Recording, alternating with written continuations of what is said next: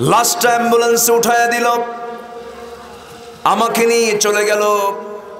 বাড়িতে নিয়ে যাবে, কিন্তু বাড়ির বেডরুম আমার জন্য আর থাকবে না, বাড়ির বারান্দাও আমার স্থান হবে না, আমাকে বাড়ির এরিয়ার মধ্যে তুলবে না, যে বাড়ি আমি নিজে বানিয়েছিলাম। বাড়ির বাইরে উঠানের একটা কোনায় কিছু কাপড় দিয়ে আড়াল করে দিয়া নিথর দেহ, মৃত্যুদেহ সেই জায়গায় চোখের উপরে শোয়া দেবে। শীতকাল, যতটুকুন সেলাইওয়ালা কাপড় চোপড় ছিল খুলে ফেলবে। গরম পানি, বড়ই পাতার পানি দিয়ে গোসল করায় দেবে। গোসলটা যখন সম্পূর্ণ হয়ে যাবে, কেউ বাজারে যাবে কাফনের কাপড় কেনার জন্য, কেউ দা নিয়ে যাবে বাঁশ কাটতে, কেউ যাবে কোদাল নিয়ে কবর খনন করতে। এই যে আমার জীবনের শেষ সময়টা পার হয়ে গেল, জানাজা হয়ে যাবে, টেনে হেঁচড়ে কবরের দিকে নিয়ে চলে যাবে, কবরে রেখে আসবে। ওই যে দিন শুরু হয়ে গেল, দিন শেষে আমার বন্ধু কেউ নয়, আমার জীবনের একমাত্র বন্ধু হতেছেন কে? আরো জোরে বলুন কে? এই দুনিয়া তো আল্লাহ আমার আপন, আল্লাহ আমাকে সবকিছু দেখেন চালান।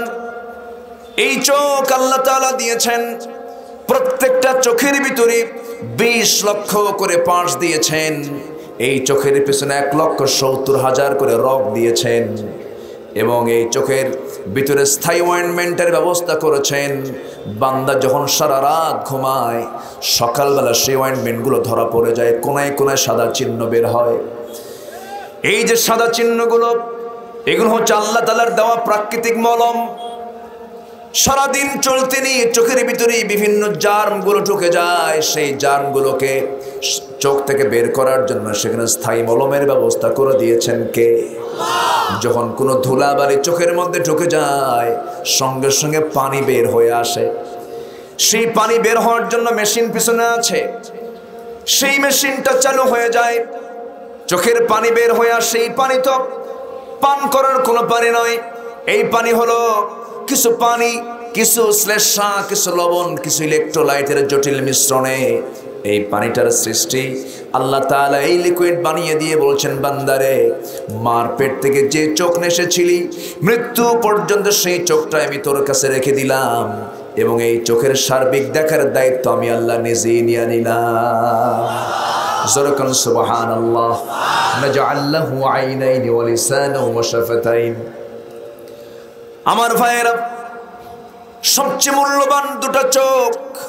আবার আমার আপনার বডির ভিতরে যে রক্তগুলো আছে, রক্তগুলোকে সাকার জন্য আল্লাহ রাব্বুল আলামিন দুটা করে কিডনি দিয়েছেন। কিডনির দাম আছে না নাই? কিডনির দাম আছে না নাই? কিডনির গুরুত্ব আছে না নাই? যার কিডনি দুটাই নষ্ট হয়েছে, সেই তো বুঝতে পারে কিডনির মূল্যটা কত, কিডনির গুরুত্ব কত। আল্লাহ তাআলা জামাকে দেখেন, তিনি যে আমার বন্ধু, তিনি যে আমার একমাত্র উপায়, তিনি আমার একমাত্র অবলম্বন। আমার মালয়েশিয়াতে একজন বন্ধু থাকেন, তার নাম আব্দুল মমিন, কুমিল্লায় তার বাড়ি। তার দুটা কিডনি নষ্ট হয়ে গেছে। আমি মালয়েশিয়ায় গেলাম, বন্ধুর হাত যখন ধরলাম, হাত ধরা মাত্রই দেখি এই জায়গায় একটা মেশিন লাগানো আছে। বললাম, মেশিন এটা কিসের বন্ধু? বলতেছে, এখানে একটা মেশিন লাগানো হয়েছে, কারণ দুটা কিডনি আমার নষ্ট। বন্ধু আমাকে বললেন, বন্ধুরে, কোটি কোটি টাকার মালিক আল্লাহ তাআলা আমাকে বানিয়েছেন, কিন্তু দুটা কিডনি আমার নষ্ট, চলতে পারি না ভালো করে, কোনো কিছুই করতে পারি না। 7 দিন 1 দিন আমাকে হসপিটালে যেতে হয়, হাতের মধ্যে ইনজেকশন ঢুকায়া রক্তগুলো বের করে ডায়ালিসিস মেশিনের ভিতরে আমার রক্তগুলো ডায়ালিসিস করে নিয়া, ফিল্টারিং করে নিয়ে, আবার ফেটে ফেটে নিয়ে রক্তগুলোকে আবার আমার দেহের মধ্যে ঢুকানো হয়। আমার ভাইয়েরা, এই ডায়ালিসিস মেশিনটার ওজন হলো 100 কেজি। আর আল্লাহ তাআলা আমার আপনার প্রত্যেকটা দেহের মধ্যে সেই ডায়ালিসিস করার জন্য যে মেশিন দিয়েছেন, কিডনি, তার ওজন হতেছে মাত্র 200 গ্রাম। যেরকম সুবহানাল্লাহ। মানুষ বানাইছে কয়শো কেজি? বলেন কয়শো? আর আল্লাহ দিয়েছেন কয়শো গ্রাম? মাত্র 200 গ্রাম। 200 গ্রামের কিডনি দিয়া প্রত্যেকটা কিডনির ভিতরে 10 লক্ষ 20 লক্ষ ছাকনি দিয়েছেন। ফিল্টারিং করে পেশাব আকারে পায়খানা আকারে সব কিছু বের করে দিয়া রক্তগুলোকে শোধন করে আমার আপনার গোটা বডিতে সাপ্লাই দিচ্ছেন কে? আমার বন্ধুটাকে। আসতে বলবেন না, আমার বন্ধুকে। আমাকে চালান কে? আমার যৌবন দিয়েছে কে? যৌবনটা নষ্ট করে কে? আল্লাহ। আল্লাহ নষ্ট করে না, যৌবন আল্লাহ দিয়েছে, যৌবন আল্লাহ নষ্ট করতেছে। কষ্ট হচ্ছে আপনাদের? আলোচনা চালাই, জোরে বলি ইনশাআল্লাহ, আর জোরে বলি ইনশাআল্লাহ। আমার ভাইয়েরা, আল্লাহ রাব্বুল আলামিন আমার আপনার সব কিছুর দায়িত্ব তিনি নিয়েছেন। আমার খাওয়ানোর দায়িত্ব, আমাকে সুস্থ রাখার দায়িত্ব, আমাকে পরিচালনার দায়িত্ব সব তিনি নিয়ে বলছেন, বান্দারে তোর প্রাণ আমার হাতে, তোর দায়িত্ব হলো কারো গোলামি করবি না, আমার গোলামি করবি সকল জায়গায়। আমি তোকে জান্নাত দিয়ে দেব, তুই আমার দিকে 1 হাত আগাবি, আমি তোর দিকে 10 হাত আগাবো। তুই আমার দিকে হেঁটে হেঁটে আসবি, আমি তোর দিকে দৌড়া দৌড়ে যাব। যেরকম সুবহানাল্লাহ। মাফ করার জন্য আছেন কে? মাফ চাইবো আমরা, মাফ করবেন আল্লাহ তাআলা। কিন্তু পূর্ণ সারেন্ডার করব কার কাছে? আসতে বলবেন না, কার কাছে? আল্লাহর কাছে সারেন্ডার করতে হবে। আল্লাহ কি বলতে হবে? আল্লাহ তোমার আইন ছাড়া কোন আইন মানবো না, তোমার বিধান ছাড়া কোনো বিধান মানবো না। এই জমিন যার, আইন চলবে তার। সব তো দেখলাম আমরা। দেখতে দেখতে দেশের স্বাধীনতার বয়স হয়ে গেল 52-53 বছর। আজকে বিজয় দিবস পালন হয়েছে, আলহামদুলিল্লাহ বলেন। আমরা বিজয় ছিনে এনেছি, জুলুমের হাত থেকে আমরা রেহাই পেয়েছি। দেশ স্বাধীন হলো 52 বছর, ভালো আলহামদুলিল্লাহ। কিন্তু বিষয়টা হলো, সকল অধিকার দেওয়ার আগে, সকল স্বাধীনতা দেওয়ার আগে জাতিকে দিতে হবে কথা বলার স্বাধীনতা, ঠিক কিনা? কিন্তু দেশ স্বাধীন হওয়ার পরেও 2023 সালে আমাদের কানে আসলো 2023 সাল নাকি দুর্ভিক্ষের বছর। বলা হয়েছে কিনা বলেন? সেই দুর্ভিক্ষ থেকে বাঁচার জন্য কোরআনে তার ফায়সালা আছে না নাই? বলবো কথা, অনেক কথা আছে, আজকে আমি শোনাবো। কারো কোনো আপত্তি নাই তো? জোরে বলি ইনশাআল্লাহ। আমার আওয়ামী লীগ শত্রু নয়, বিএনপি আমার শত্রু নয়, জামাত ইসলামী আমার শত্রু নয়, জাতীয় পার্টি আমার শত্রু নয়, সব আমার ভাই। কিন্তু কোরআনের বিরুদ্ধে যারা কথা বলবে, জিহ্বা আমরা টেনে ছিড়ব। এই ক্ষেত্রে কোনো আপোষ করা যাবে না, কারণ সবচেয়ে আমার আপন বন্ধুকে, আমার আপন রবকে। তুমি আমি সব আমরা ভুলে যাব, কিন্তু আমাকে আল্লাহ কখনো ভুলবেন? আল্লাহ আমাকে বাদ দিলে আমার সব শেষ। সাইয়েদনা আবু বকর রাদিয়াল্লাহু তাআলা নাম শুনছেন তো? আবু বকরের নাম শুনছেন? কয় নম্বর খলিফা? 1 নম্বর। এক মাহফিলে বললাম, আবু বকরকে চেনেন কে কে? সামনে থেকে এক ছেলে কয়, হুজুর আমাদের বাড়ির দোতলায় ভাড়া থাকে। কথা কি বুঝতেছেন?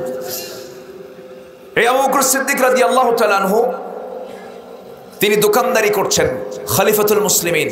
দোকানদারি করছেন, কাপড়ের দোকান। কিসের দোকান? কাপড়ের দোকান।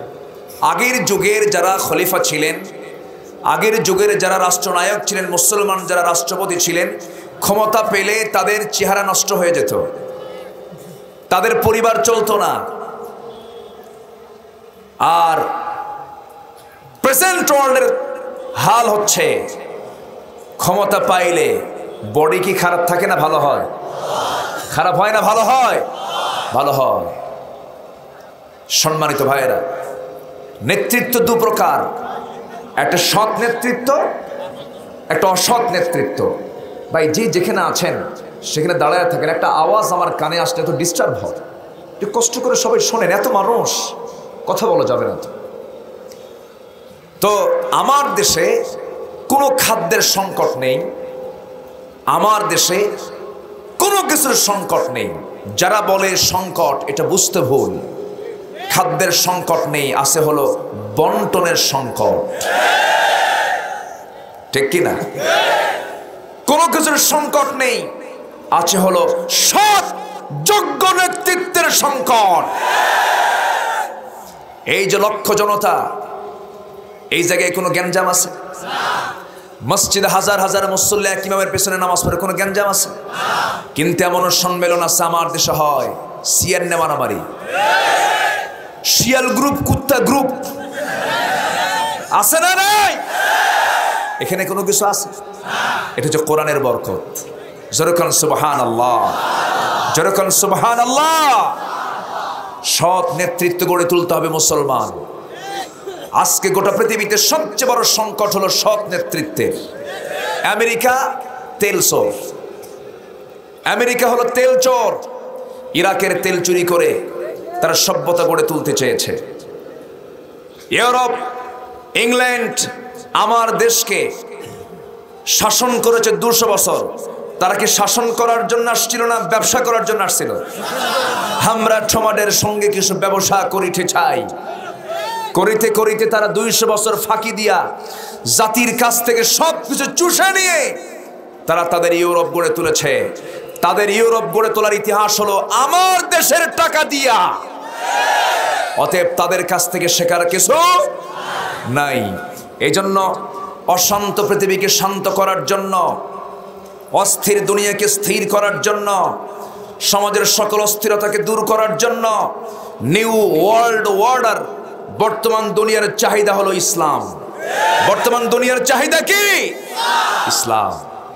সম্মানিত ভাইয়েরা, একটু কান লাগান, মনোযোগ দিয়ে আমার কথাগুলো একটু শোনার চেষ্টা করুন। তাহলে আমাদের যত সংকট হোক না কেন, সকল সংকট দূর করবেন কে? আসতে বলবেন না কে? কিন্তু শর্ত হলো বিধান মানতে হবে কার? যিনি এত বড় সূর্য চালান, তিনি কি আমাকে আপনাকে চালাতে পারবেন না? সূর্য কত দূর? সূর্য কি এই সেই দূরে নাকি? গোটা দুনিয়া হলো 50 কোটি 10 লক্ষ বর্গ মাইলের দুনিয়া। 50 কোটি 10 লক্ষ বর্গ মাইলের এই দুনিয়া, এরকম 13 লক্ষ যোগ করলে একটা সূর্য হয়। সুবহানাল্লাহ বলবেন না? আচ্ছা, 9 কোটি 30 লাখ মাইল দূরে সেই সূর্য প্লেটের মতো দেখা গেলেও এটা চলার জন্য জেনারেটর আছে না নাই? তেল আছে না নাই? এগুলো কে চালান? আসতে বলবেন না কে চালান? সূর্য ওঠে নাই অনিবার্য কারণে কয়দিন, এরকম কোন রেকর্ড আছে নাকি? আচ্ছা, সূর্য কে চালালেন? আল্লাহ। এই সূর্যটা কত বড় কল্পনাই করা যায় না। আমার আল্লাহ তাহলে কত বড়? আমার আল্লাহ কত বড়? ওই সূর্যের চেয়ে আবার কিছু তারকা আছে, বেটেল জুইস। একটু কান লাগাবেন, মনোযোগ দিয়ে শুনবেন। আমরা যে আকাশের নিচে আছি, বেটেল জুইস একটা তারকা আছে। সেই তারকা সূর্যের চাইতে 33 কোটি গুণ বড়। কত কোটি গুণ বলেন? কয়টা তারকা? একটা। এরকম কি একটা তারা আছে আকাশে? না, এক একটা গ্যালাক্সি আছে। এক একটা গ্যালাক্সির ভিতরে 50 বিলিয়ন তারকা আছে।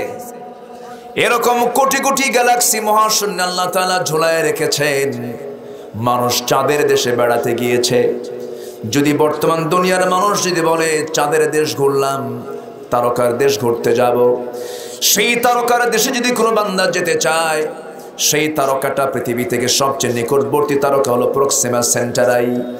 প্রক্সিমা সেন্টারাই নামক সেই তারকার দেশে যাওয়ার জন্য বর্তমান দুনিয়ার সবচেয়ে দ্রুতগামী যানবাহন হলো অ্যাপোলো 11। অ্যাপোলো 11-এ চলে যদি কেউ যেতে চায়, যার ঘন্টার গতি হলো 39,000 কিলোমিটার, সেই অ্যাপোলো 11-এ চলে যদি সেই তারকার দেশে যদি কেউ যেতে চায়, তার সময় লেগে যাবে 1,15,000 বছর মাত্র। যাবেন কারা কারা? হাত তোলেন।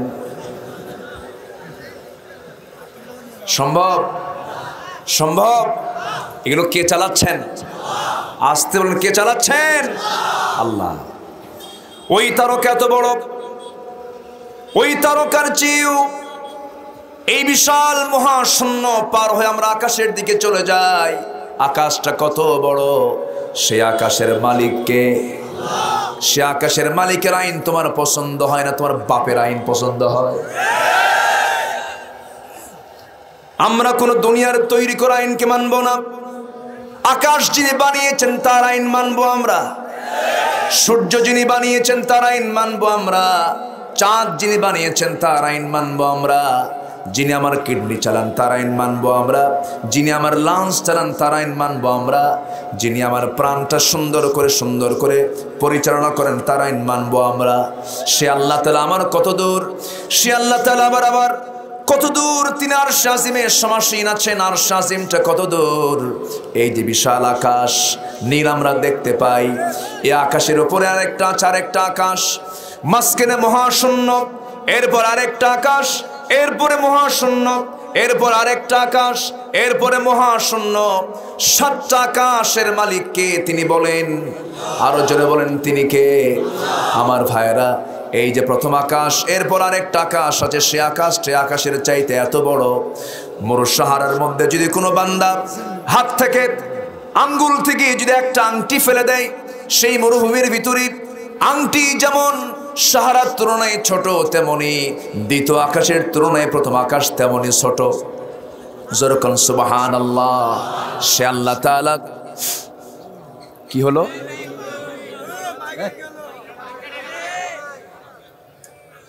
কোনো সমস্যা? হ্যাঁ, বিদ্যুৎ নাই? বিদ্যুৎ দিয়ে দেন।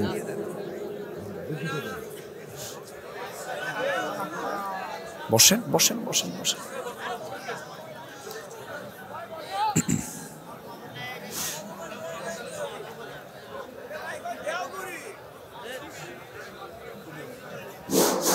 মেহেরবানি করে বসো।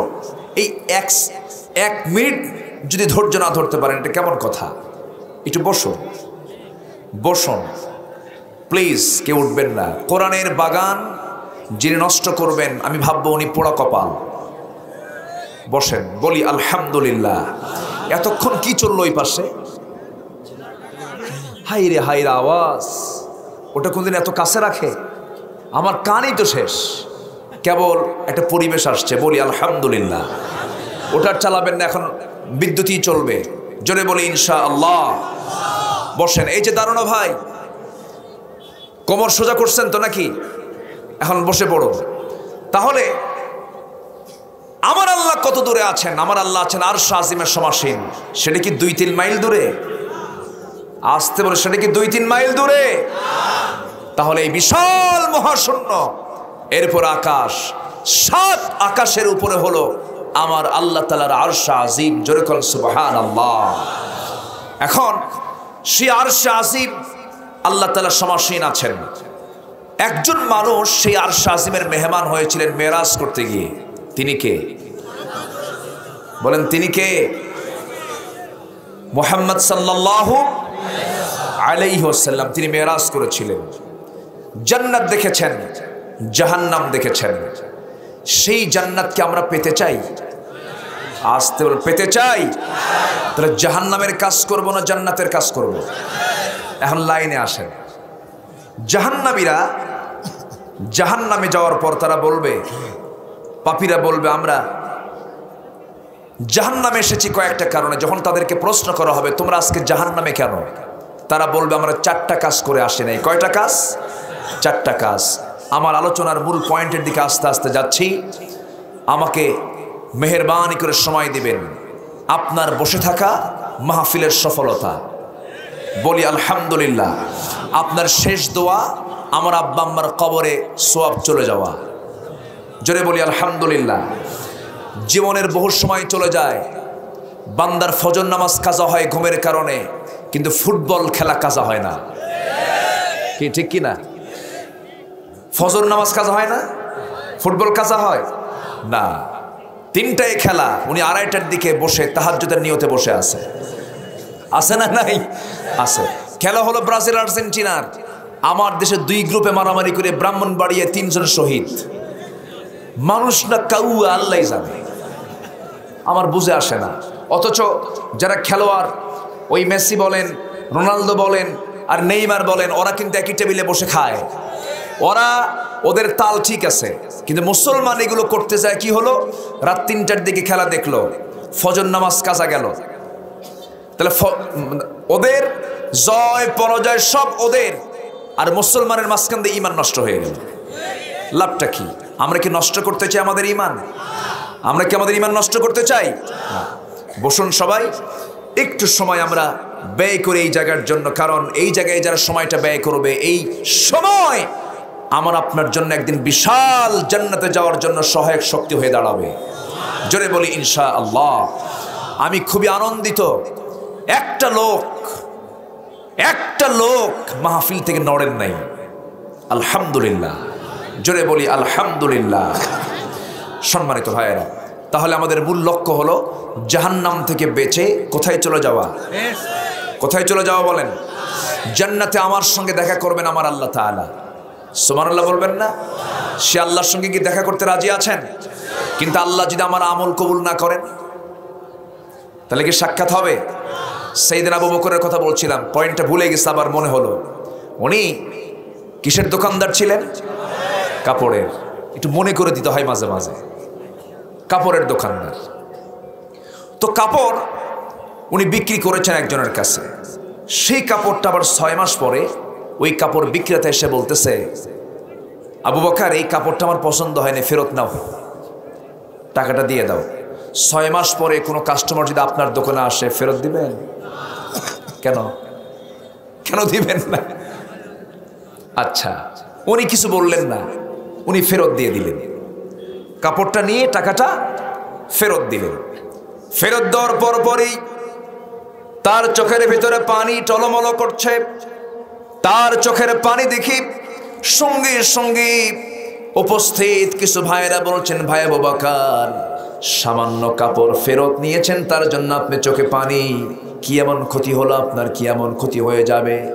তিনি বলছেন, আমি তো এই জন্য কাঁদি না, আমার চোখের পানি আসার কারণ এটাই হলো, আল্লাহ তাআলা বলেছেন আমি বান্দার জান এবং মালকে জান্নাতের বিনিময়ে কিনে নিয়েছি। বান্দা আমাকে জানমাল দিয়ে দেবে, আমি তাকে জান্নাত দিয়ে দেব।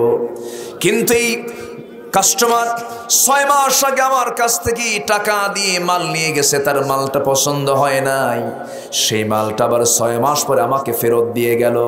আমি তাকে টাকা ফেরত দিয়ে দিলাম।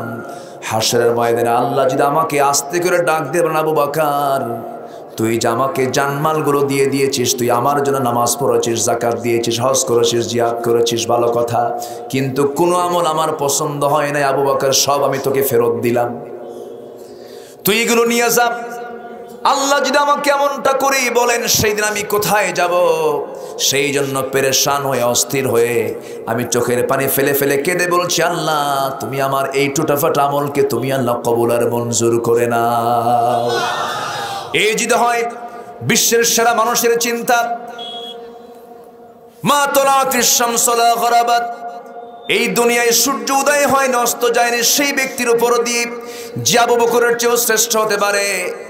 আবু বকর জান্নাতি, রাসূল ঘোষণা করে দিয়েছেন। এরপরও তাদের কি চিন্তা, তাদের মধ্যে কি চিন্তা কাজ করত? এই জন্য আমার বন্ধুগণ, সবার চাইতে আমার আপনার টার্গেট হতে হবে, দুনিয়ার সমস্ত লোক নারাজ হয়ে যাক, আমার আল্লাহ যেন আমার উপরে নারাজ না হন। আমরা খুশি করব কাকে? আসতে বলবেন না, খুশি করব কাকে? আল্লাহকে আমরা খুশি করব। আল্লাহকে নারাজ করা যাবে না, আল্লাহকে অখুশি করা যাবে না, আল্লাহর বিধিবিধানকে মানতে হবে। কিন্তু সমাজের কিছু শ্রেণীর লোকের চিন্তা হলো 5 ওয়াক্ত নামাজ পড়বো, রমজান মাসে রোজা রাখবো, টাকা আছে হজ করব, একটা মসজিদ বানায় দেব, বুড়া বয়সে একটা মাদ্রাসা বানায় দেব, আল্লাহ আমারে জান্নাত না দিয়া যাবে কোথায়? না না, জান্নাত এত সহজ নয়। জান্নাত পাওয়ার জন্য জীবনের সকল জায়গায় বিধান মেনে চলতে হবে। কার? আসতে বলবেন না কার? আজকের সমাজে প্রত্যেকটা অঙ্গনে অঙ্গনে যে অস্থিরতা বিরাজ করছে, একটা প্রশ্ন আপনাদেরকে আমি করব, আমার দেশে মানুষ বেশি না চোর বেশি? হ্যাঁ, গোবিন্দগঞ্জে নাকি জিনের বাদশাহ আছে। থামেন, জায়গা মতো আসতেছি তো। আমার একদিন ফোন দিছে,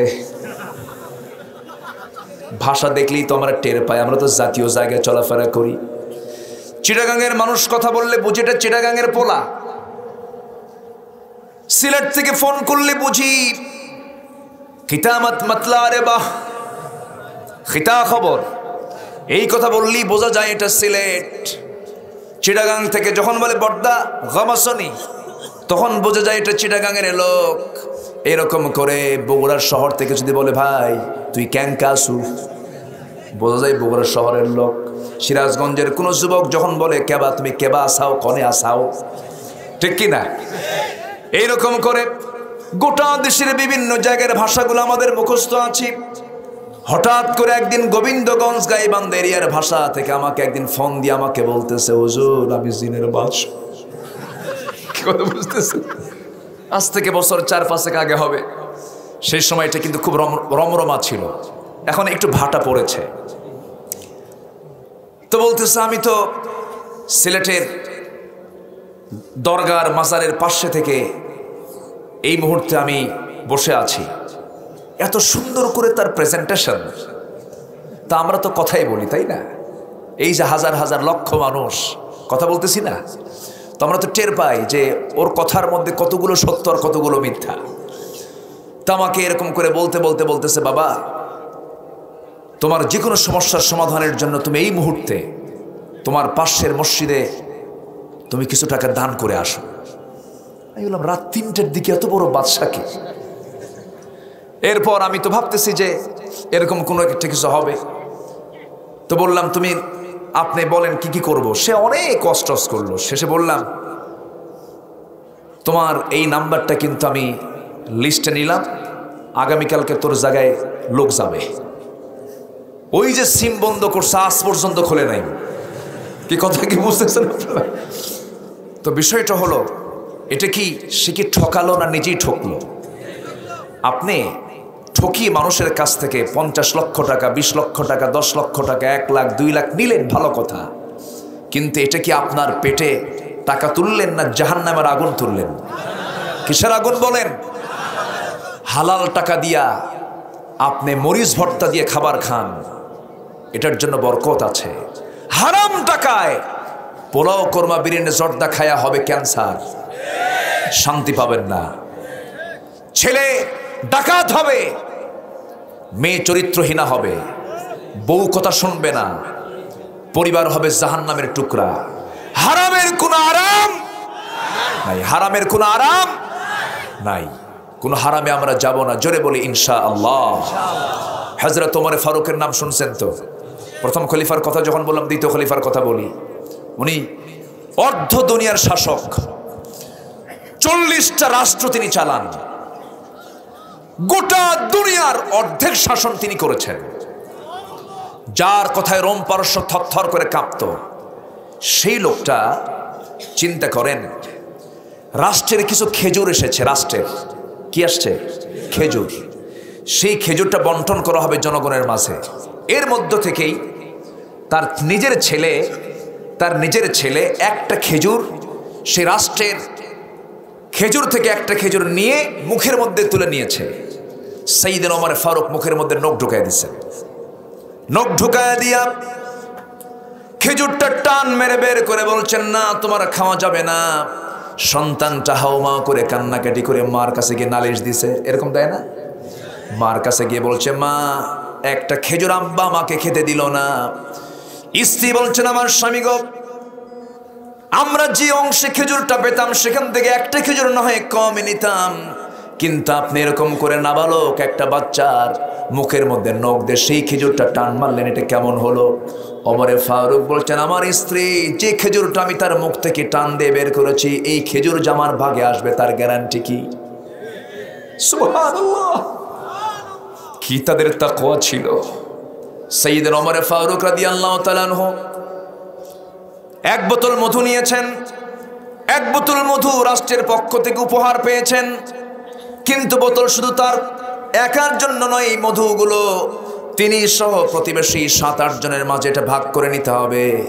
মধুর বোতল নিয়ে বউয়ের সামনে এসে বলছেন, আমার স্ত্রী এই যে মধুর বোতল তোমাকে দিলাম, সুন্দর করে প্রতিবেশীর জন্য ভাগ সমান করে করে আমাদের অংশে একটা ভাগ রেখে দিবা। এই কথা বলি তার হাতে মধুর বোতল দেওয়ার পরপরই কি যেন চিন্তা হলো, আবার মধুর বোতলটা আস্তে করে হাতের মধ্যে নিয়ে বলছে, স্ত্রী না, আমি তোমাকে এটা বন্টন করতে দেব না, আমি তোমাকে বন্টন করতে দেব না। বোতলটা নিয়ে চলে গেলেন প্রতিবেশীর বাড়িতে। বইয়ের হাতে বোতল বন্টন করার পর, দায়িত্ব দেওয়ার পর যদি নেওয়া হয়, এতে বউটা খুশি হওয়ার কথা না রাগ করার কথা? আসতে কয়, খুশি করার কথা না রাগ করার কথা? রাগ হয়ে যাবার কথা। চক্ষু লাল হয়ে গেছে, মনক্ষুণ্ণ হয়েছেন। আহারে আমার স্বামী আমাকে বিশ্বাস করলো না। কিন্তু ঘটনা এই জায়গায় নয়। ওমরে ফারুক রাদিয়াল্লাহু আনহু প্রতিবেশীর ঘরে গিয়ে বলছেন, শোনো, সমান করে এই বোতল মধুটা সমান ভাগে ভাগ করে প্রত্যেকটা প্রতিবেশীর ঘরে ঘরে একটা করে অংশ পাঠায় দিবা। সবার শেষে আমার অংশ যেটা পাবো সে কিনা আমার ঘরে একটা অংশ পাঠায় দিবা। সেই তার অংশের মধুটা নিয়ে আস্তে করে স্ত্রীর সামনে দিয়ে বলছেন, স্ত্রী, এই যে মধুর বোতল আমার যে অংশে পড়েছে এই মধুটা তুমি নিয়ে নাও। কিন্তু বউয়ের মুখে কোনো হাসি নাই, বউটা মুখ বেজার হয়ে আছে। এবার ওমরে ফারুক বলছেন, আমার স্ত্রী তুমি মন খারাপ করলে কেন? স্ত্রী বলছে, আমার স্বামী, আপনি আমাকে বিশ্বাস করলেন, আমি কি ভাগ করতে পারতাম না? আমি কি এটা অংশ সুন্দর করে বন্টন করতে পারতাম না? সাইয়েদনা ওমর ফারুক বলছেন, আল্লাহর কসম করে বলি, আমার স্ত্রী, আমি তোমাকে মোহাব্বত করি, আমি তোমাকে বিশ্বাস করি, তুমি আমার সন্তানগুলোর মা, তুমি আমার কাছে অনেক সম্মানী মানুষ, আমি তোমাকে দাম দেই, তুমি আমার স্ত্রীর মর্যাদা, তুমি আমার যৌবনের পাহারাদার, তুমি আমার ইমানের পাহারাদার, তুমি আমার জীবনের অর্ধেক, আমি তোমাকে ভালোবাসি, মোহাব্বত করি। কিন্তু তোমাকে এই মধুর বোতল যখন ভাগ করতে দেব, মধু হলো তরল জিনিস, যখন তুমি ভাগ করতে যাবে কিছু মধু হাতে লেগে যাবে, সেই হাতে লেগে যাওয়া মধুটা 2 ফোঁটা হোক, 3 ফোঁটা হোক, 4 ফোঁটা হোক, সেই মধু তো তুমি ভাগ করতে পারবে না। সেই মধুর অংশটুকু, সেই কয়েকটা ফোঁটা আমাদের অংশে বেশি চলে আসবে। এতটুকু অংশ আমাদের কাছে বেশি চলে আসুক, এটা আমি চাই নাই মনে করে আমি তোমাকে ভাগ করার দায়িত্ব না দিয়া আমি প্রতিবেশীকে দায়িত্ব দিয়েছি। কারণ কিয়ামতের দিন আমার আল্লাহ যদি ওই 2 ফোঁটা 3 ফোঁটা মধু আমরা বেশি নিয়েছি তার জন্য যদি প্রশ্ন করেন, আমি ওমর কিয়ামতের দিন তারা জবাব দিতে পারবো না। তারা ছিলেন নেতা, আর আজকের নেতাগুলো শুধু পুকুর চুরি না, সাগর চুরি। আসতে কোন কেন? পুকুর চুরি না সাগর চুরি? বঙ্গবন্ধুর কথা আমার কথা নয়। জাতির এই রাহবার ছিলেন, এদেশের স্বাধীনতার স্থপতি বঙ্গবন্ধু শেখ মুজিবুর রহমান। তিনি দেশ স্বাধীনতার পর কিছু কথা বলেছিলেন, সেই কথা এখনো অনলাইনে ভাসছে, আপনারা শুনতে পারবেন। শুধু সার্চ দিবেন, লিখবেন, মানুষ দেশ স্বাধীন করে পায় তেলের খনি, গ্যাসের খনি, স্বর্ণের খনি, আর আমি পাইলাম চোরের খনি। এই বক্তব্যগুলো আছে না নাই? এটা কি আমার কথা? আমার কথা? আমার ডানে চোর, বামে চোর, সামনে চোর, পিছনে চোর, সব চাটার দল চারটা চুট্টে খাইয়া ফালাইয়া দেয়। এগুলো নেতা বলে গেছেন। সম্মানিত ভাইয়েরা, সেই চৌর্যবৃত্তি বন্ধ করার জন্য দুনিয়ার তৈরি করা কোনো বিধান দিয়ে সমাজে শান্তি আসবে না, মানুষের হক অধিকার প্রতিষ্ঠা হবে না। অন্ন, বস্ত্র, শিক্ষা, বাসস্থান, চিকিৎসা নিশ্চিত করার জন্য একমাত্র প্রয়োজন হলো আমার আল্লাহ তাআলার বিধান। সেই বিধান সমাজে চালু হোক। সবাইকে চান? চান কারা কারা? হাত উঁচু করে দেখান মুসলমান।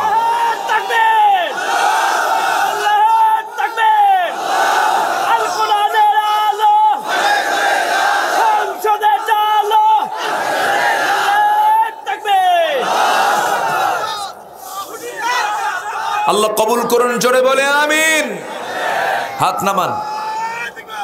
হবে এই দুনিয়ায় মৌমাছির মতো। কিসের মতো বলেন? মৌমাছি। মাছি ওর কোনো জাত অজাত নাই। মাছি জায়গা অজায়গা, ভালো মন্দ সব জায়গায় বসে কিনা বলেন? আচ্ছা, মাছি রোগ তৈরি করে আর মৌমাছি রোগ নির্মূল করে। আলহামদুলিল্লাহ বলেন। মৌমাছি সব জায়গায় বসে না, বসে খারাপ জায়গায় না ভালো জায়গায়? আমরা হব মাছির মতো না মৌমাছির মতো? মাছির মতো না মৌমাছির মতো? ইমানদার মাছির মতো ভালো মন্দ সব জায়গায় বসবে না, ইমানদার বসবে শুধু মৌমাছির মতো। ভালো জায়গায়, হারাম কোনো জায়গায় মুসলমান বসতে পারে না। অতএব নেতা নির্বাচন করতে সাবধান। আমার দেশে কোনো কিছুর সংকট নেই, আমার দেশে তথা গোটা পৃথিবীতে এখন সবচেয়ে বড় সংকট হলো সৎ যোগ্য নেতৃত্বের সংকট। বেনামাজি কোনো নেতার আনুগত্য মুসলমান করতে পারে না। মুসলমান আনুগত্য করবে নামাজি নেতার না বেনামাজি নেতার? নামাজি নেতার না বেনামাজি নেতার? যে নেতার নামাজ নাই সে তো সবচেয়ে বড় চোর। ওই সমস্ত নেতার মুখে আমরা থুতু মারি। কষ্ট হচ্ছে আপনাদের? এটাই বাস্তব। আজকে যদি আমরা সাবধান থাকতাম, আজকে যদি আমরা সতর্ক থাকতাম, আজকে দখল হতে হতে মসজিদ কমিটির শুদ্ধ দখল হয়ে গেছে। মসজিদ কমিটির সভাপতি হলো মদখোর, সেক্রেটারি হলো সুদখোর, আর ক্যাশিয়ার হলো জেনাকার। আমি কি ভুল বলতেছি? আমি কি ভুল বলছি? এখন সভাপতির মতো গুরুত্বপূর্ণ পদে যদি মদখোর বসে, সেক্রেটারির মতো পদে যদি সুদখোর বসে, আর ক্যাশিয়ারের পদে যদি জেনাকার বসে, খতিব খুতবা দেবে কি দিয়া? বলেন। খতিব খুতবা শুরু করছে, যারা সুদ খাবে তাদের সর্বনিম্ন গুনাহ হলো মার সঙ্গে জেনা করা। হঠাৎ করে এই বক্তব্য দিতে তিনি সেক্রেটারির দিকে নজর গেছে। খুতবা শেষে, নামাজ শেষে সেক্রেটারি কয়, হুজুর ওয়াজ তো ঠিকই করলেন, কিন্তু আমার দিকে নজর দিয়ে দিয়ে আপনি জানেন না আমি সুদ খাই? আপনার চাকরি নট। আছে না নাই? এরকম সমাজের পরিস্থিতি আছে না নাই? আছে। আমি ওই সমস্ত আলেমদেরকে বলবো, 4.5 লক্ষ মসজিদকে আপনারা দাওয়াতের প্ল্যাটফর্ম তৈরি করুন, মসজিদকে কাজে লাগান, হক কথা বলুন। বাঁচবো একবার, সিংহের মতো গর্জন দিয়ে বাঁচবো। হক কথা বলুন। ওই লোকের মতো হওয়া যাবে না। এক ইমাম মসজিদে নামাজ পড়ায়, নামাজের মধ্যে একটা আয়াত প্রায় প্রায় বলে, ইন্না হাযা লাফিস সুহুফিল উলা সুহুফি ইব্রাহিম ওয়া মূসা। মসজিদের সভাপতি এবং সেক্রেটারির নাম হলো ইব্রাহিম আর মূসা। সভাপতি সেক্রেটারি দারুণ খুশি, যা এবার মনের মতো ইমাম পাইছে, নামাজের মধ্যে আমাদের নামে দোয়া হয় ইব্রাহিম মূসা ইব্রাহিম মূসা। দারুণ খুশি। কিন্তু ইমাম যে বাড়িতে খায় সেই বাড়িওয়ালার নাম হলো টুকুমিয়া। টুকুমিয়ার বেজা এমন খারাপ যে খাওয়ায় আমি দোয়া পাই ইব্রাহিম মূসা, ওর মুখে আর হাসি নাই। খাওয়ায় ঠিক কিন্তু মুখে কোনো হাসি নাই। ইমাম বলতেছে, ভাইজান আপনি আমাকে এত কষ্ট করে খাওয়ান, কিন্তু আপনার মুখের হাসি না পেলে কি আমার খাওয়া আসে? কে সব তো বোঝেন, কিন্তু টুকু নাই টুকু নাই। ইমাম আর বোঝে না। ইমাম বলতেছে, আপনি কি বলতেছেন আমি বুঝতেছি না তো। কে আপনি নামাজের মধ্যে শুধু ইব্রাহিম মূসা করেন, টুকু বলতে পারেন না? ইমাম দেখতেছে, এই তো আমার পেটে টান লাগলো রে, আমার তো এই দোয়া না করলে আর হবে না। টুকু শব্দ তার কোরআনে নাই। এখন নামাজের মধ্যে ওই আয়াত বলতেছে, বলতে বলে ফেলতেছে নামাজের মধ্যেই, ইন্না হাযা লাফিস সুহুফিল উলা সুহুফি ইব্রাহিম ওয়া মূসা ওয়া টুকু। কি বুঝতেছেন কি? যখন বলছে ওয়া টুকু, নামাজ শেষে মুসল্লি ধরে ফেলছে, হুজুর আজকে নতুন একটা নাম যোগ হলো, ব্যাপার কি? তখন বলতে, ভাই আমার কি আমার খাওয়া বন্ধ করব? নিজের স্বার্থ সিদ্ধির জন্য যারা রাতকে দিন করছেন, দিনকে রাত করছেন, ভাববেন একদিন জুলুম করতে করতে সেই জুলুমের শিকার আপনাকেও হতে হবে। আপনি যদি হক কথা না বলেন, হক কথা প্রত্যেকটা ইমানদারের জন্য জরুরি ফরজ করে দিয়েছেন কে? ওয়াকুলু কওলান সাদীদা। যা বলবে সোজা সাপটা সত্য কথা বলবে। এই সত্য কথার ফলাফল হলো ইউসলিহ লাকুম আমালাকুম। তোমার জীবনের সমস্ত আমল আল্লাহ তাআলা সংশোধন করে দিবেন। ভুল করেছো ঠিক করে দিবেন। জোরে বলেন সুবহানাল্লাহ। সম্মানিত ভাইয়েরা, তাহলে সেই জাহান্নাম থেকে বাঁচার জন্য আমাকে আপনাকে 4টা কাজ করতে হবে। কয়টা কাজ? ওয়াজ কিন্তু কেবল শুরু। রাজি আছেন তো সবাই? এই মুরব্বি এসে কই কই যান? কিছু কয় না বাবাজি। 1 নাম্বার ও কইছে এরকম, ঠিক আছে যান। আর আমরা কেউ উঠবো না। জোরে বলি ইনশাআল্লাহ। সম্মানিত ভাইয়েরা, জাহান্নাম থেকে বাঁচার জন্য জাহান্নামীদের কিছু কমেন্ট আমরা শুনি। জাহান্নামীদেরকে বলা হবে, মা সালাকাকুম ফি সাকার। ও দোজকবাসীর, আজকে তোমরা দোজকে কেন? ওরা এখন বক্তব্য দিচ্ছে আমরা 4টা কাজ করে আসি নাই। আমরা দুনিয়ার জিন্দেগিতে 4টা অকাম করছি। কি 4টা কাজ করেছে? 4টা অকাম করে এসেছে, 4টা খারাপ কাজ করে এসেছে। 1 নাম্বার হলো ক্বালু লাম নাকু মিনাল মুসাল্লিন। সেই দিন ওই সমস্ত জাহান্নামীরা বলবে আমরা দুনিয়ার জিন্দেগিতে 1 নাম্বার কাজ হলো আজান শুনেছি, ঠিক আজান হয়ে গেছে, খেলা ঠিকই দেখছি, কিন্তু নামাজ পড়ি নাই। নামাজ না পড়ার কারণে আজকে আমরা সাকার নামক দোজখের মধ্যে আমরা বাসিন্দা হয়ে আছি। আমার ভাইয়েরা, জাহান্নাম থেকে বাঁচার জন্য 1 নাম্বার কাজ হলো কি আদায় করা? আসতে বলবেন না, কি আদায় করা? নামাজ আদায় করা। 1 ওয়াক্ত না 5 ওয়াক্ত? একটু থামেন। 1 ওয়াক্ত না 5 ওয়াক্ত? একা না জামাতে? মনোযোগে না মনোযোগে? বুঝে না না বুঝে? জেনে না না জেনে? সুন্দর করে নামাজ পড়তে হবে। নামাজ যদি পড়ি জাহান্নাম থেকে বেঁচে যাব, নামাজ যদি না পড়ি জাহান্নাম থেকে আমি আপনি বাঁচবো না। কিন্তু বান্দা আল্লাহকে সেজদা না দিয়া বাবার মাজারে গিয়া সেজদা দেয়। এলাকায় এই রোগও আছে না নাই? আসতে বলবেন না, আছে না নাই? এই মস্তক কারোর সামনে সপিয়ে দেওয়া যাবে না। ও গাইবান্ধার মানুষেরা, এই জেলার নামটা অনেক সুন্দর নাম। কোরআন শুরু হয়েছে গাই দিয়া, বাকার। কোরআন শুরু হয়েছে বাকারা দিয়া, আর এই জেলার নাম হয়েছে কি দিয়া? বাকারা দিয়া। বাকারার আরবি বাকারা হলো আরবি, বাংলা হলো গাই। আমার ভাইয়েরা, আমার গাইবান্ধার সমস্ত মানুষেরা শুনুন একটু মনোযোগ দিয়ে। এই মস্তক কারোর সামনে সপিয়ে দেওয়া যাবে না। আমরা যা সপিয়ে দেব এই মস্তক কার সামনে বলেন? আসতে বলবেন না, কার সামনে? আমার নবীজির মতো মানুষ, এত দামি মানুষ পৃথিবীতে আর কোনোদিন আসবে নাকি? এত দামি মানুষ, সেই দামি মানুষটা পর্যন্ত কোন একজন সাহাবীর কাছ থেকে কোন একটা দিনের জন্য সেজদা নিয়েছেন এমন কোন রেকর্ড আছে নাকি? এমন কোন রেকর্ড কিন্তু নাই। বরং আমার নবীজি তার সামনে সম্মানে যদি কেউ দাঁড়িয়ে যেত, রাসূল তাকে বসায় দিতেন। হযরত আনাস বিন মালিক রাদিয়াল্লাহু তাআলা আনহু খাদিমুর রাসূল, রাসূলের খাদেম ছিলেন তিনি। 10 বছর রাসূলের খেদমতে ছিলেন। তার মা উম্মে সুলাইম রাসূলকে খেদমতের জন্য রেখে গেছেন। তিনি বলছেন, ইয়া রাসূলুল্লাহ, মদিনার আনসার সাহাবীরা আপনার জন্য উটের পাল দিয়ে দিল, খেজুর বাগান দিয়ে দিল, আমি তো আপনাকে কিছুই দিতে পারলাম না। হে হুজুর, আমি আপনার জন্য আমার নিজের কলিজার টুকরা সন্তানকে আমার পক্ষ থেকে আপনার জন্য খাদেম নিযুক্ত করে নেবেন, আমি দিয়ে দিলাম। হযরত আনাস রাদিয়াল্লাহু তাআলা আনহু নবীর খেদমতে 10টা বছর ছিলেন। 10 বছর বয়সে নবীর সাথে থাকা শুরু করলেন। 20 বছর বয়স যখন তার হলো, নবীর ইন্তেকাল হয়ে গেল।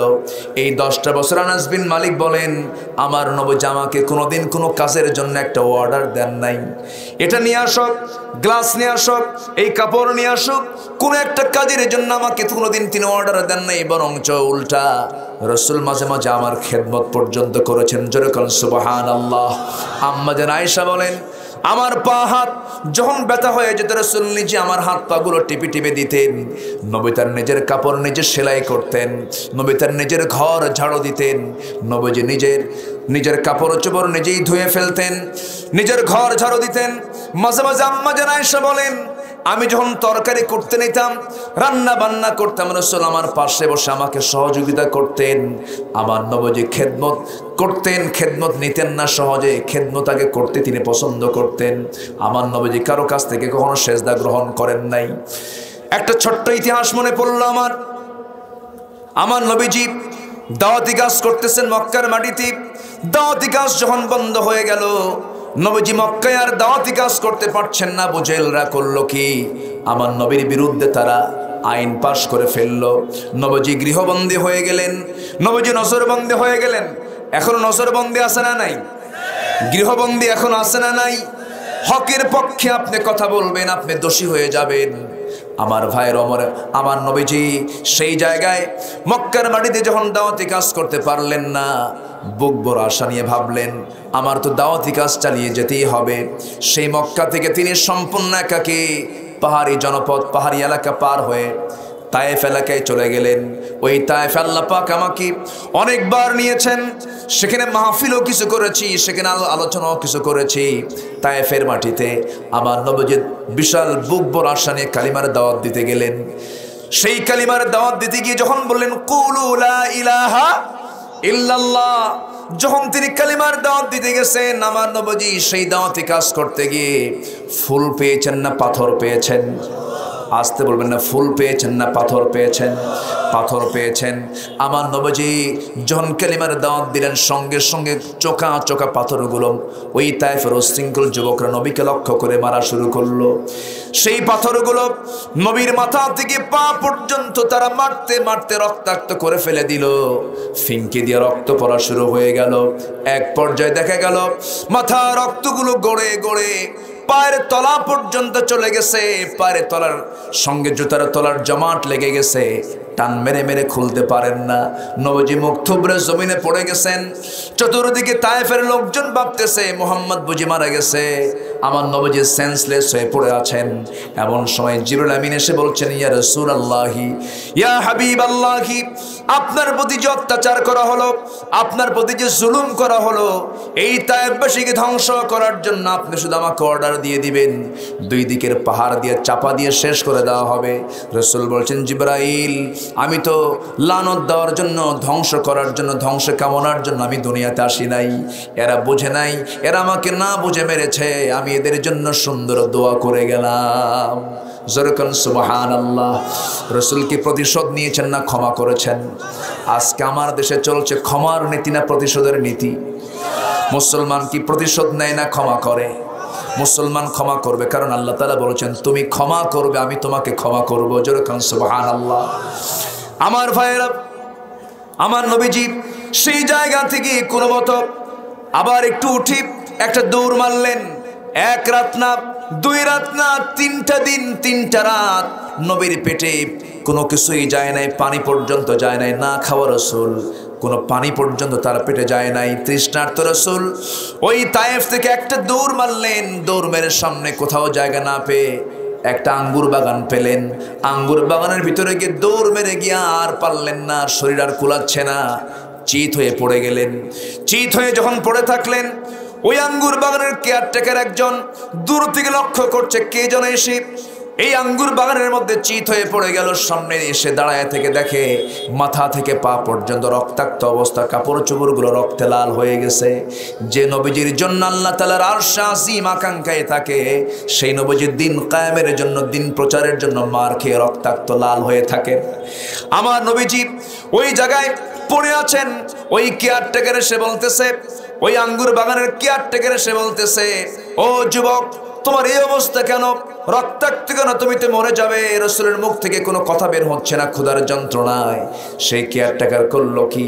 সেই কেয়ারটেকারটা আঙ্গুর বাগান থেকে কয়েকটা আঙ্গুর হাতের মধ্যে পেরে নিয়া সেটাকে মোটে হাতের মধ্যে চিপে চিপে নিয়ে একটা গ্লাস রস, আঙ্গুরের রস নবীর হাতে দিয়ে বলল, হে যুবক, তুমি আঙ্গুরের রসটা তাড়াতাড়ি পান করে নাও, তাছাড়া তুমি মারা যাবে, রক্ত শূন্যতায় পড়ে মারা যাবে। রাসূলকে যখন এক গ্লাস আঙ্গুরের রস দেওয়া হলো, আঙ্গুরের রস রাতের মধ্যে নিয়া 3 রাত না খাওয়া রাসূল হাতের মধ্যে আঙ্গুরের রসটা নিয়া বিসমিল্লাহ বলে সেবন করলেন, পান করলেন। মুস্কে একটা হাসি মারলেন। হাসি মেরে যুবকের দিকে তাকায় বলছেন, ও যুবক, তোমার নাম তো আদ্দাস।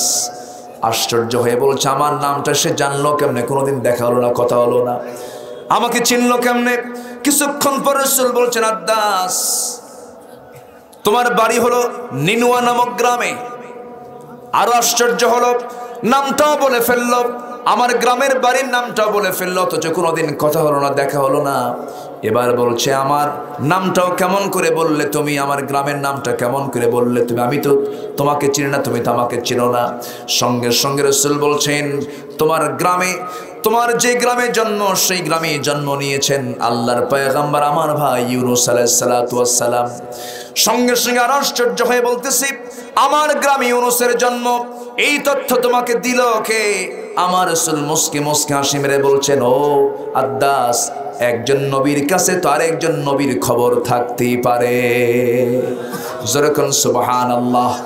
এই কথা বলা মাত্রই, এই কথা শোনা মাত্রই আদ্দাসের বুঝতে দেরি হলো না।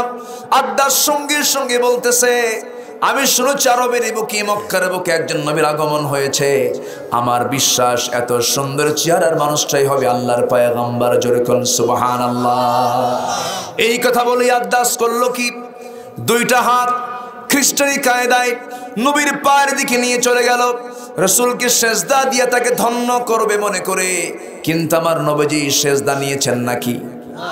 আস্তে কন কেন, আস্তে কন কেন? সেজদা নেওয়া যাবে নাকি?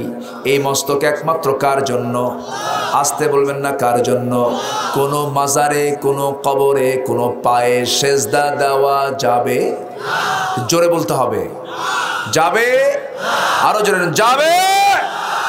যদি কেউ সেজদা দেয়, ঈমান থাকবে না ভাঙবে? ঈমান থাকবে না যাবে? যাবে। কারণ আল্লাহ ছাড়া কাউকে সেজদা দেওয়া মানে সে পাক্কা শিরকের কাজে জড়িত হয়ে গেল। আর শিরকের কাজ করা মানে জাহান্নাম তার জন্য ওয়াজিব হলো, জান্নাত বাজেয়াপ্ত হয়ে গেল। আমার কথা কি ক্লিয়ার? তাহলে আমি যখন চাবো, কার কাছে চাবো? সেজদা দেব। কাকে সেজদা দেব? আল্লাহকে সেজদা দেব। আমার নবীজি চট করে ওই আদ্দাসকে ওই জায়গা থেকে টান মেরে ধরে আমার নবীজি করলেন কি, বুকের সঙ্গে বুক লাগায়া দিলেন। বুকের সঙ্গে বুক লাগায়া দিয়া নবীজি তাকে বুকের সঙ্গে আলিঙ্গন করে নিয়ে বলছেন, আদ্দাস, এই মস্তক কারোর সামনে নয়, এই মস্তক একমাত্র আল্লাহর সামনে সঁপিয়ে দিতে হবে। আদ্দাস বলছে, আমাকে আর দেরি করাবেন না, আমাকে এই মুহূর্তে পড়ায় দেন। আশহাদু আল্লা ইলাহা ইল্লাল্লাহু ওয়াহদাহু লা শারীকা লাহু ওয়া আশহাদু আন্না মুহাম্মাদান আবদুহু ওয়া রাসূলুহু। হেদায়েতের মালিক কে? আসতে বলবেন না কে? হেদায়েতের মালিক হচ্ছেন আল্লাহ তাআলা। আঙ্গুর বাগানের কেয়ারটেকার কালিমা পড়ে মুসলমান হয়ে গেল, তায়েববাসী বুঝলো না, মক্কার আবু জেহেলরা বুঝলো না, কিন্তু আফ্রিকান কালো মানুষ বেলাল বুঝেছে, ইসলাম কবুল করেছে। জোরে কোন সুবহানাল্লাহ। হেদায়েত চাইবো আমরা কার কাছে? আসতে বলবেন না কার কাছে?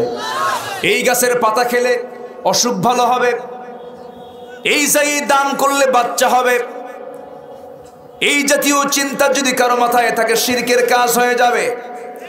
এই জন্য এমন চেতনা কখনো লালন করা যাবে না, কোনো গাছ আমাকে উপকার করতে পারবে না, আমাকে উপকার করবেন কে? আসতে বলে, উপকার করবেন কে? এই জন্য আমরা সকল সাহায্য চাইবো আমরা কার কাছে? আল্লাহর কাছে। কোনো মাজারে আপনি সেজদা দিতে পারবেন না। যারা মাজারে গরু দেয় তারা আরেক বলদ, যারা ছাগল দেয় তারা আরেক রাম ছাগল, এগুলো কখনো করবেন না। সবচেয়ে বড় দান হলো আল্লাহর পথে দান। দান করবেন কোথায়? তারও খাত আছে না নাই বলেন? আমার ভাইয়েরা, কোনো কবরে মাজারে যদি ফুল দেওয়া জায়েজ হতো, আমার নবীর কবরে গোটা দুনিয়ার ফুল গিয়ে জমা হতো। আমার নবীর কবরে কোনো ফুল আছে নাকি? কোনো সেজদা আছে নাকি? আমি অসংখ্যবার নবীর কবর জিয়ারা করেছি, এমন দৃশ্য কোথাও আমি পাই নাই। এই জন্য শিরকির কাজ আমরা কখনো করতে যাব না। আমরা তওবা করে ফিরে আসবো কার পথে? আল্লাহর পথে। চারটা কারণে জাহান্নাম। কয়টা কারণে বলেন? চারটা কারণ বলেছি। কয়টা কারণ? একটা বলেছি, আরো আছে। কয়টা বলেন? তিনটা আছে। আল্লাহ তাআলা বলছেন, قالوا لم نك من المصلين ولم نك نطعم المسكين وكنا نخوض مع الخائضين। নাম্বার 2 হলো, আমরা কি করেছি? মিসকিনদের খাবার দেই নাই, বরঞ্চ গরিব মানুষের টাকাগুলো মেরে খাইছি। এমন লোক বাংলার জমিনে নাই। আসতে বলবেন না, আছে না নাই?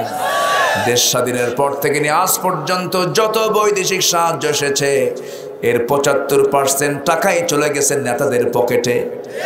ঠিক কিনা? আমার ভাইয়েরা, জনগণের মাল মেরে খেয়েছি। এখানে মেম্বার মহোদয় বসে আছেন, বয়স্ক ভাতা আছে না? বয়স্ক ভাতা, বিধবা ভাতা, এরপরে প্রতিবন্ধী ভাতা, গর্ভবতী ভাতা, শিশু ভাতা, কত ভাতা আছে, বিধবা ভাতা আছে।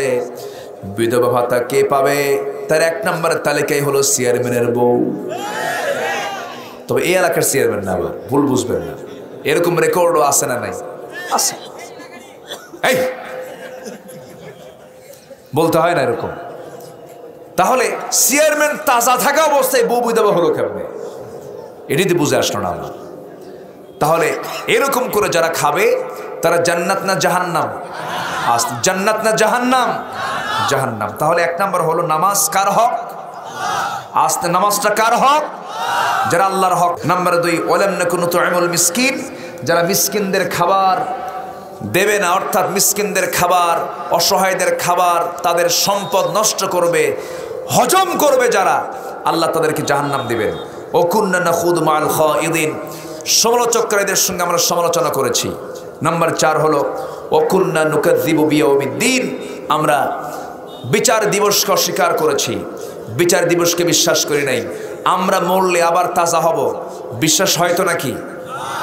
আসতে কয় বিশ্বাস হয়? আমাদের হাতে দিই, আমরা তো নিজের হাতেই আলুর বীজ লাগাই।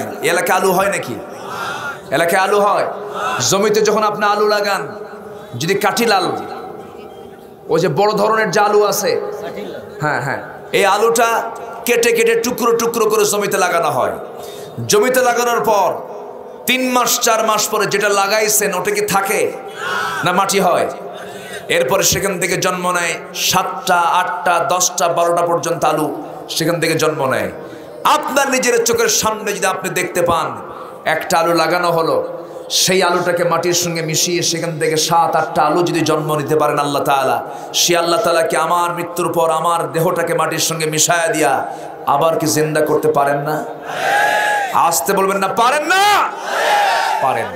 এই 4টা বিষয় যারা দুনিয়াতে, এই 4টা বিষয়কে যারা অমান্য করেছে, বিচার দিবসকে বিশ্বাস করেনি, এরপর নামাজ আদায় করেনি, বান্দার হক মেরে খেয়েছে, সমালোচককারীদের সঙ্গে শুধু সমালোচনাই করেছে, নিরপরাধ মানুষের বিরুদ্ধে মামলা দিয়া অযথা অন্যায়ভাবে তাদেরকে জেলখানায় পুড়িয়ে মেরেছে, এরকম রেকর্ড আছে না নাই? আপনি জানেন যে এটা সম্পূর্ণ মিথ্যা, আপনি জানেন এটা সম্পূর্ণ অন্যায়। অন্যায় করে আপনি একজনকে জেলখানায় ঢুকালেন আপনার হেলো দিয়া, আপনার পাওয়ার দিয়া। ওই লোকের দ্বারা স্ত্রীর হক নষ্ট হলো, সে তার সন্তানদের হক আদায় করতে পারলো না, স্ত্রী হক আদায় করতে পারলো না, বাপ মার হক আদায় করতে পারলো না। আপনার কারণে ওই পরিবার হক থেকে বঞ্চিত হলো। জবাব দিতে হবে কিয়ামতের ময়দানে, ঢুকতে হবে জাহান্নামের ভিতরে। কথা ক্লিয়ার? তাহলে এই 4টা কাজ জাহান্নামীরা করে যাওয়ার কারণে তারা জাহান্নামে যাবে। জাহান্নামীদের কাজ আমরা করব না, তাদের উল্টা করব, তাদের উল্টা কাজ করব। আমরা নামাজ পড়ব 5 ওয়াক্ত। কারা? একটু হাত তুলে দেখান ইনশাআল্লাহ। জোরে বলি ইয়া আল্লাহ, আরো জোরে বলি ইয়া আল্লাহ। আমাদেরকে 5 ওয়াক্ত সালাত আদায় করার তৌফিক তুমি আল্লাহ দিয়ে দাও। জোরে বলি আমিন, আরো জোরে আমিন, আরো জোরে আমিন। সবার বাড়িতে মা বোন আছে না নাই? 14 জন পুরুষ ছাড়া কোন পুরুষের সঙ্গে পর্দা ছাড়া দেখা করা যাবে? কয়জন? 14 জন। নিজের বাবা একজন, ভাই একজন, মামা, চাচা, ভাতিজা, ভাগিনা, জামাই। কথা কি বুঝতেছেন? এদের সঙ্গে কি বিয়ে জায়েজ? যাদের সঙ্গে বিয়ে জায়েজ নাই তাদের সঙ্গে দেখা করা জায়েজ, আর যাদের সঙ্গে বিয়ে জায়েজ তাদের সঙ্গে দেখা করা জায়েজ নাই। সহজ হিসাব। এই বিষয়গুলো খেয়াল করতে হবে। বোরকা পরলেই পর্দা হয় না, বোরকা পরলেই পর্দা হয় না। বোরকা আবার এখন অধিকাংশ বোরকাগুলো পরে ডিজাইন ছাড়া না ডিজাইনওয়ালা, ঢিলা না টাইট? বোরকার গায়ে আবার আয়না লাগানো, আয়না মানে আসল। তাহলে কি হলো? আপনি চমকে লাগাবেন কেন? বোরকা হবে হলো কাকের মতো। কিসের মতো? কাকের গায়ের কালার কি? ওর পায়ের কালার কি? ওর যত অংশ আছে সব কালো। মেয়েরা কালো হেজাব নেকাব পরে বাইরে বের হবেন। এটা কার হুকুম? আল্লাহর হুকুম। তারপর নিজের আত্মীয় স্বজন যেরকম খালাতো ভাই, মামাতো ভাই, চাচাতো ভাই, দুলা ভাই দেখা করা জায়েজ আছে?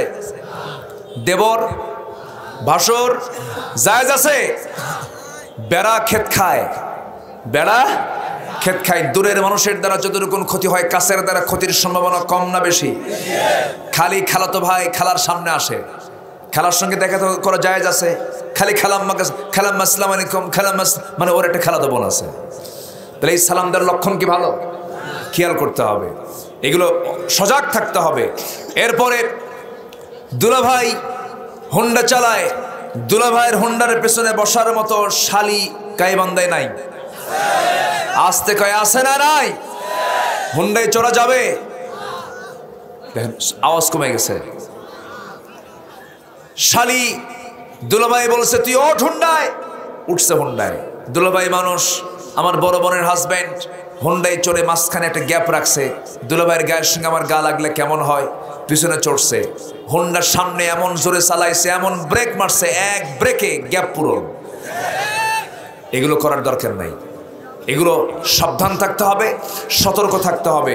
আল্লাহ তুমি এলাকার মা বোনদেরকে আম্মা জান আয়েশার মতো কবুল করে নাও, ফাতিমার মতো পর্দা করার তৌফিক তুমি আল্লাহ দিয়ে দাও। তাদেরকে আসিয়া আলাইহিস সালাতু ওয়াস সালামের মতো আদর্শ স্ত্রী হওয়ার তৌফিক তুমি আল্লাহ দিয়ে দাও। তিনি কাফেরের ঘরে থেকেও তার ঈমানটা তিনি টিকে রেখেছেন। কাফেরের ঘরে থেকেও স্বামী নষ্ট হয় বউয়ের কারণে, বউ নষ্ট হয় স্বামীর কারণে, ঠিক কিনা বলেন? এই দুজনকে ইসলাম মানতে হবে। আল্লাহ তুমি সবাইকে মানার তৌফিক দিয়ে দাও। আমি আর কথা না বাড়িয়ে